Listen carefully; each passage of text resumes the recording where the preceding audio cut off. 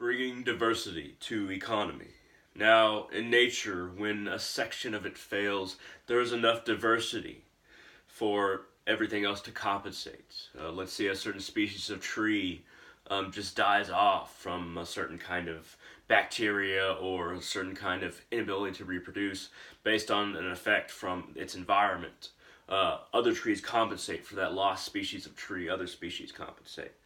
Now, when a certain kind of insect killer, a certain kind of beetle that eats harmful insects to the environment, or when a certain kind of other insect which takes care of the population of the insect that just consumes everything.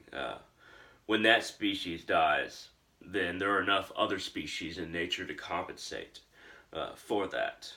But in the human system, cataclysm is far more prone to cause destruction that is wide-ranging. In our economic system in the United States, we're very much reliant upon certain corporations that have a monopoly in everything but name. There are monopolies that exist through oligarchical systems all over the world, but there are many oligarchies in the United States itself. The Koch brothers, the Rothschilds of the United States. And they control so many different corporations that we just inherently rely upon because how cheap it is to buy from corporations like Walmart or like Target or some corporation like that. They make things so cheap that we become reliant upon them for so many things that we wouldn't really know what to do if that section of the economy was taken out. But because of the nature of capitalism, we have this building debt in the United States. It is not an economy based on self-sufficiency. It's an economy based on debt and how the rest of the world kind of relies on the United States for a money standard. Most of the world doesn't use the dollar, but exchanges with, our monetary capacity, our understanding of debt, and our initiation in trade with the entire world. Mainly by, you could say mainly buying cheap labor in other countries like China to produce cheap goods that the main corporations in this country sell to us at a price that we think is good. But the long-term price will be shown within the next few decades because we don't have economic diversity. We rely on a few key systems like corporations or their influence on the government, which basically makes the government bought by corporations.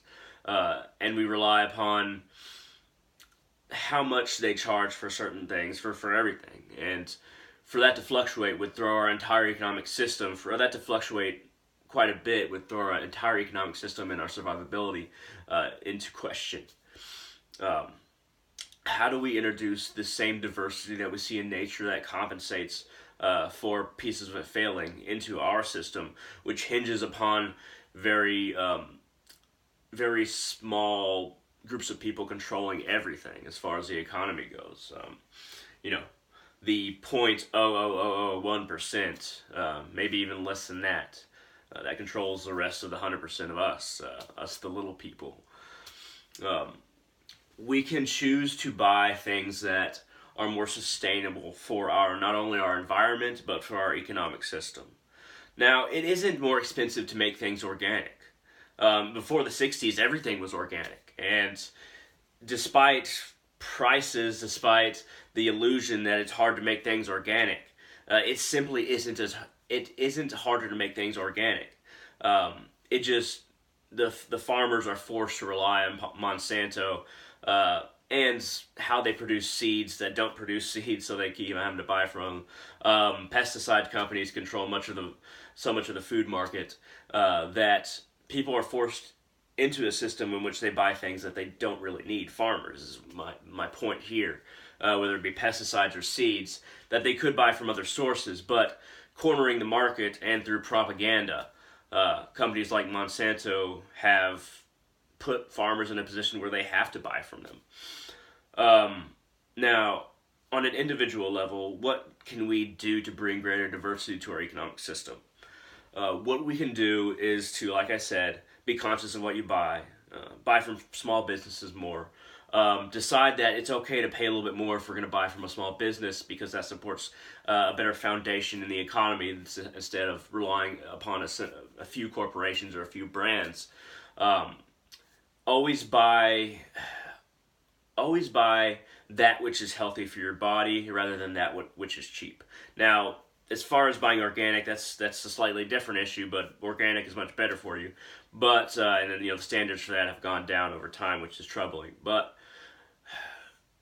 the the diversity in our economy will be strengthened if we truly start to care about the nutritional diversity within ourselves. We have become reliant on these certain chemicals that exist in different hamburgers and fast food chains or different fries.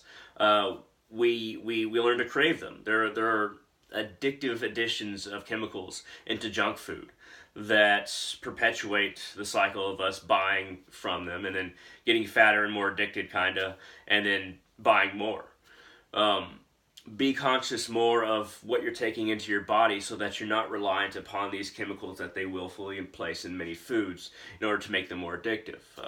Similar to how they place things to make cigarettes more addictive than cigarettes. Never expect for the system itself to remain stable forever. Not necessarily changing what kind of currency you have, like building up a stock of gold or something like that, but be prepared to provide for yourself in the times when you really need to. Keep aside a fund, but also keep a bunch of seeds and I guess you could say survival equipment and supplies and food and water, because you never know when you're going to need it. I'm not sure if the system will completely collapse, but it's better for every single person to build up and be prepared than if one tiny piece of our economy fails and the cataclysm just spreads throughout our entire system of living, because we do not have the economic diversity that nature has in its survivability. Now, when we look at ourselves as human beings, we picture ourselves next to the things that we like. The brand names that everyone seems to have some hand in buying at some point, whether it be Gucci, McDonald's, whether it be Coca-Cola. And Coca-Cola also kind of controls the aluminum market by buying up a bunch of the aluminum and just kind of shifting around from warehouse to warehouse, avoiding monopoly laws. But anyway,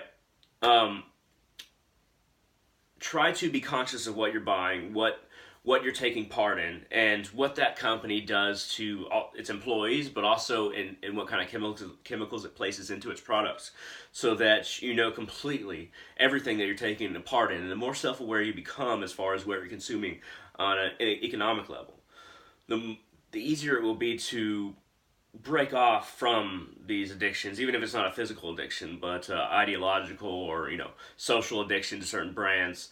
That kind of goes by the wayside when it comes to addiction. But there are psychological addictions, as far as like, oh, this is my brand, this is the kind of beer I drink, this kind of Coke, this is the kind of soda I drink, this is the brand that I buy because my dad bought it. Be more conscious of all the different sources and what they put into these brands and where they get their labor. Because if we supported labor in the United States and not cheap labor abroad by buying brands that only are American made, then we'd have a more economic foundation. We'd provide more jobs for our citizens, and even if we held corporations accountable for them getting cheap labor abroad, that would go hand in hand with us having a stronger economic foundation beneath our feet, as it were. Bringing diversity to economy.